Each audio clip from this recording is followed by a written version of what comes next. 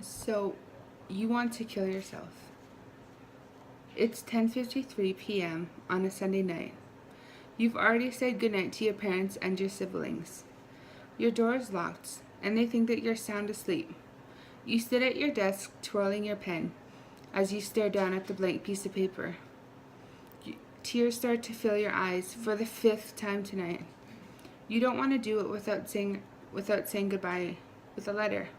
You want to make sure that your family knows why you did it. The tears fall onto the paper. You can't help the frustration as the teardrops begin to ruin your paper. You crumble it up and break down even harder. You realize you can't write the letter, so you look in the mirror for the last time as your final tears fall. Only a couple moments, your heart stops, and the blood escapes your body to create a puddle on the floor. But nobody's gonna care, right? It's now 6:47 a.m. Monday morning. Your mother waits downstairs in the kitchen to give you your lunch money. She's already late for work, and she doesn't want to stress about making lunch for yourself. She doesn't know what's taking so long. She yells your name a couple times, but there's no response. She has no idea that your cold body is laying in your bedroom floor. She thinks maybe you slept in. So she runs upstairs and knocks on your door. But still, there's no answer. She opens the door and screams, horrified. She runs over to you and holds your body. The tears seem like a waterfall, everlasting. She sits there with you cradled in her arms for a good hour until she has the strength to get up and call your father. Your father then rushes home, and they cry together. They pick up your siblings from school and try to explain to them what has happened. Your older brother runs out and slams his door going into his bedroom. He thinks it's all his fault. He's always picked on you, called you names, and started arguments just to push your buttons. He punches his walls and allows the tears to pour out of him. Your little sister, you see, she doesn't understand. She asks if it's because she always tried to steal your stuff or because she never let you alone when you had your friends over. You see, it's really hard to explain something like this to a 6-year-old. But she probably wouldn't care, right? It's now Wednesday, and your mom finally goes to your school. She hasn't left the house since you've taken your life, but she knew that she had to go. She enters your classroom to find your teacher sitting at her desk, grading papers.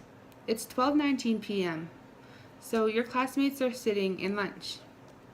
Your teacher greets her and asks where you've been. Your mother then bursts into tears,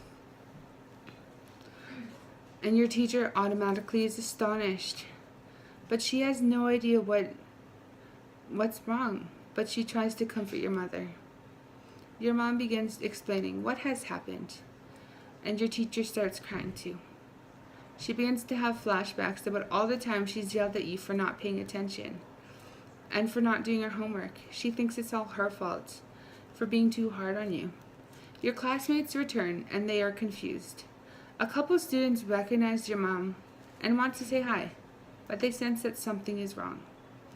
Your teacher calls the vice principal and principal in, and your mom explains. Now everyone in the classroom is crying. Even that annoying boy that sat behind you and threw gum in your hair. He's crying thinking that it's his fault. Even the popular girl that wouldn't give you her time of day is crying thinking that it's her fault. Even that boy that wouldn't let you copy his math homework is crying thinking it's his fault. But they're probably all faking because nobody actually cares, right? A week has now gone by, and it's time for your funeral. Nobody has ever seen one so large. Almost every kid in your school and their families are there. Actually, almost everyone that you've come into contact with has come. It's a pool of black as one looks over the people sitting in the chairs as your body lays in the casket in the front. Everyone goes up to speak. And after every speech, everyone begins to cry even harder. Even the emotionalist jock is in hysterics. The funeral lasts many hours. Nobody wants to get up, to move on, to accept what really happened. All of them are just too lazy to get up because they obviously don't really care, right? It's now been a month since your death. None of your family members have been in your room. The door remains shut. Your mom goes up to your dad and she whispers, "It's time." Your dad looks at her with his lifeless eyes, nods, and slowly rises from the kitchen table. They enter your room slowly. Just stepping inside gives your mother chills.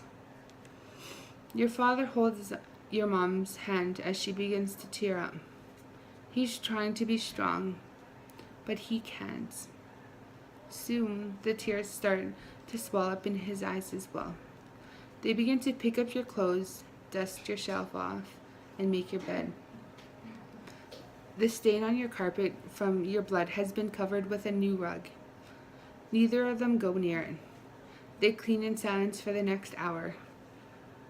They don't care that you're gone, they just didn't want to mess your room, right? Another week has gone by. Your brother passes your room and hears crying coming from inside. He opens the door and sees your little sister on your bed clenching your favorite teddy bear. He runs to her and they cry together. Soon, your mother and father have joined them. Your father jokes, This bed is not big enough for all four of us." And everyone laughs. You know, that's the first time your family has laughed since you died. The first time a smile has ever crept on their faces.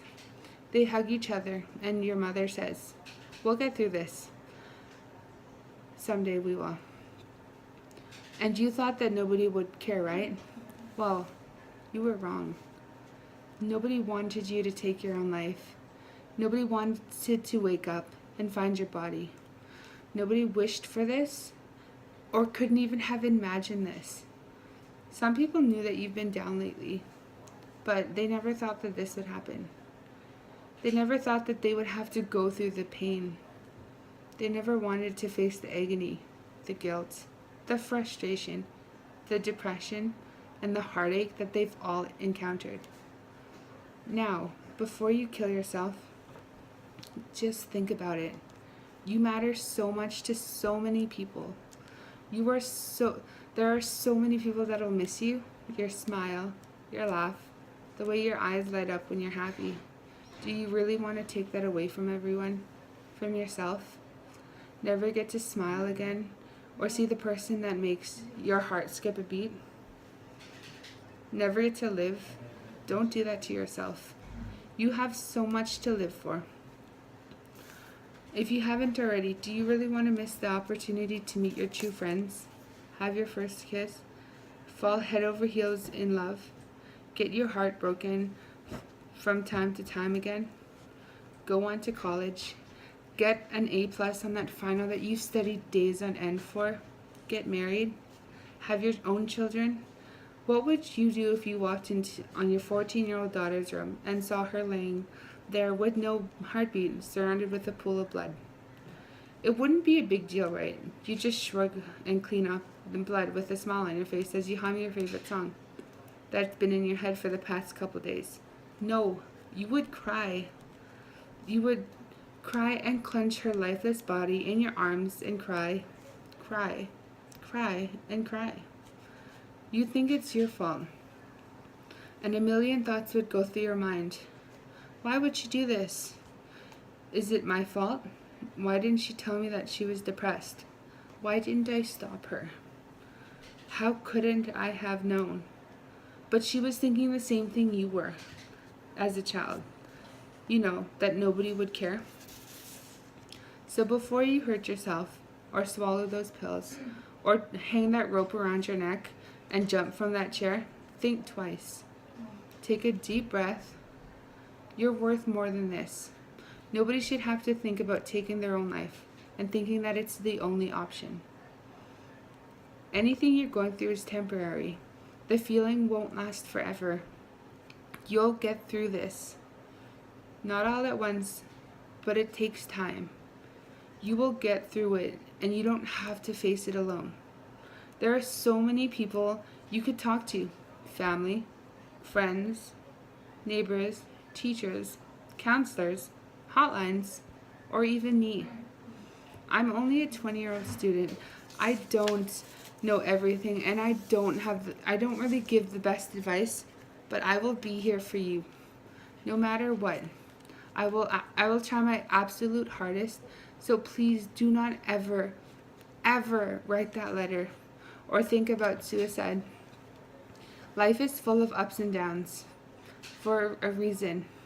It makes us stronger, shows us what we could get through. It builds and shapes us into the next generation of parents or grandparents even. You might not see the light at the end of the tunnel yet, but I promise it's there.